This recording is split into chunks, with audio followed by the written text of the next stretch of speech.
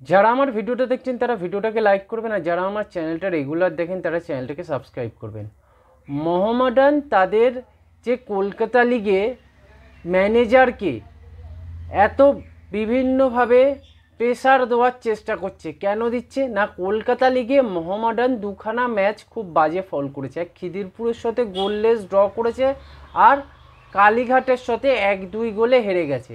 এই দুটো ম্যাচ মোহামেডান যেহেতু পয়েন্ট লুজ করেছে, সেই জন্য কিন্তু মোহামেডানের ওপর একটা প্রাথমিক চাপ তৈরি হয়েছে, এবং মোহামেডান কিন্তু এবারে কলকাতা লিগটা জেতার চিন্তাভাবনা নিয়েই মাঠে নেমেছে।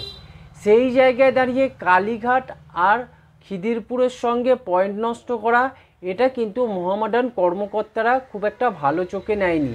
তাই জন্য মোহামেডানের যিনি বর্তমান কোচ অ্যান্দ্রে চিন্নিসভ, যিনি কিছুদিনের মধ্যেই কলকাতায় এসে পৌঁছবে, তিনি কিন্তু তার সঙ্গে এই কোচের একটা কথোপকথন হয়, এবং সেই কথোপকথনের পরেই কিন্তু মোহামেডানের যে টিমের যে ব্যালেন্স করে যেভাবে টিমটাকে বিল্ড আপ করা উচিত সেইভাবে কিন্তু খেলানোর কথা অ্যান্দ্রে চিন্নিসভ বলেছে।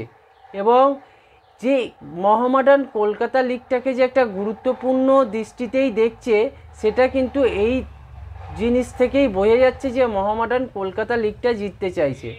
সেই সব দিকের কথা বিচার করে মোহামেডান টিম ম্যানেজমেন্ট এবং মোহামেডানের বর্তমান কোচ যে ভালো পারফরমেন্স তার কাছে যে কতটা এক্সপেক্ট করছে টিম ম্যানেজমেন্ট, সেই জিনিসগুলো এবং তার সাথে সমর্থকদের যে একটা প্রত্যাশা আছে কলকাতা লিগটা আমরা আবার জিতব, এবং সেই জিনিসটাই কিন্তু মোহামেডান বারবার বোঝাতে চাইছে।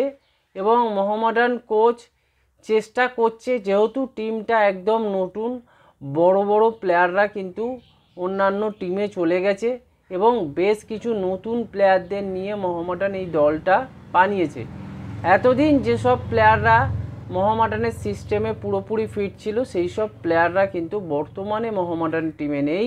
তাই জন্য কিন্তু মোহামেডানের একটা অসুবিধা হচ্ছে। এই জিনিসগুলোও মাথায় রাখছে কর্মকর্তারা, কিন্তু মোহামেডানকে এবং মোহামেডান কোচকে যেটা বলা হয়েছে যে মোহামেডান যেন ভালো ফুটবল খেলে, তার সঙ্গে যেন প্রত্যেকটা ম্যাচে মোহামেডান যেন জেতার জন্য ঝাঁপায়। এরকম ফুটবল নয় যে যেখানে শুধুমাত্র কোনো পরিকল্পনা নেই, কিছু নেই, যেমন তেমন ফুটবল। এই সব খেলা কিন্তু মোহামেডান কর্মকর্তারা পছন্দ করছে না, এবং আগামী দিনে হয়তো মোহামেডান এই টিমটাই অনেক বেটার ফুটবল খেলবে, মাঠটাকে মোহামেডান আরও সংঘবদ্ধ করতে পারবে। সেই সব দিকেরই কথা কিন্তু অ্যান্দ্রে চিন্নিসভ বলেছে মোহামেডানের বর্তমান কোচকে, এবং এই জিনিসগুলোর ফলেই কিন্তু মোহামেডান লাস্ট দুটো ম্যাচে 3-1 রেজাল্ট করেছে, একটা সারদান সমিতির সাথে আর একটা রেড আর্মির সাথে। তো এই যে মোহামেডানের চেঞ্জ আপটা কিন্তু এসেছে অনেকটাই এক্স প্লেয়ার বা বিভিন্ন ম্যানেজমেন্টে যারা রয়েছে বিভিন্ন পদে, তাদের যে একটা প্রেসার, এবং তার ফলে কোচের সঙ্গে যে কথোপকথন হয়েছে অ্যান্দ্রে চিন্নিসভের সাথে, এই সব কথা কিন্তু দেখেই কিন্তু মোহামেডান আরও উজ্জীবিত হয়ে খেলার চেষ্টা করছে, এবং অ্যাটলিস্ট মোহামেডান চেষ্টা করছে যে প্রত্যেকটা ম্যাচ থেকে আমরা ম্যাচটা জিতে ফিরি।